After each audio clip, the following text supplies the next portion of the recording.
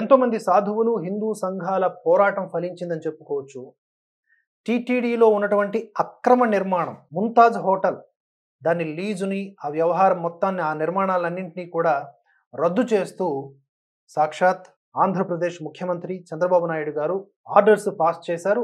ఆయనే ఈ విషయాలన్నీ కూడా వెల్లడించారు. అంతేకాదు టీటీడీలో అన్యమతస్థులను విడతల వారీగా తొలగిస్తాము అని కూడా మాట్లాడడం జరిగింది. ఒకసారి ఆ వివరాలు చూద్దాం.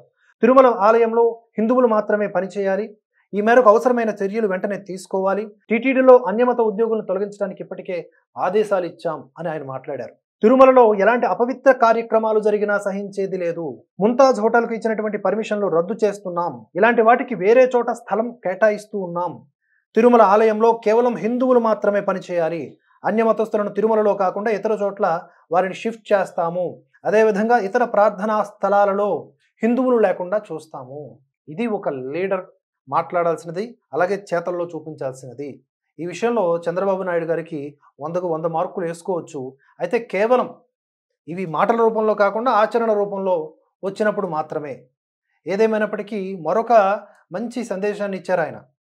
తన మనవడు దేవాంశు పుట్టినరోజుని తిరుమలలో జరుపుకున్నారు.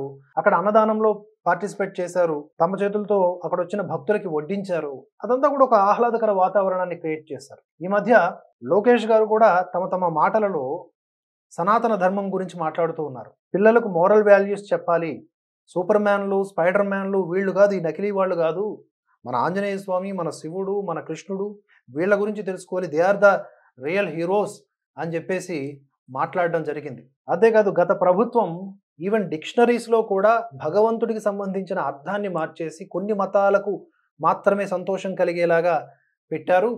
అలా కాకుండా మేము దాన్ని మార్చాము, సర్వధర్మ సమభావన ఉండాలి, ఇతర మతాల పట్ల సహనం కలిగి ఉండాలి, అందరూ బాగుండాలి, అందులో హిందువులు కూడా ఉండాలి అనేలాగా వారి వ్యవహారం మనకు కనిపించింది.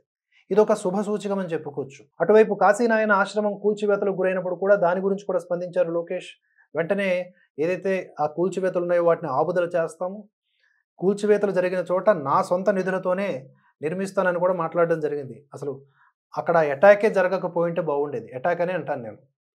అలాగే దీని వెనుక పవన్ కళ్యాణ్ గారు లేరా అంటే ఉప ముఖ్యమంత్రి హోదాలో ఆయన పరిశీలనలో కూడా ఈ అంశాలు ఉన్నాయి.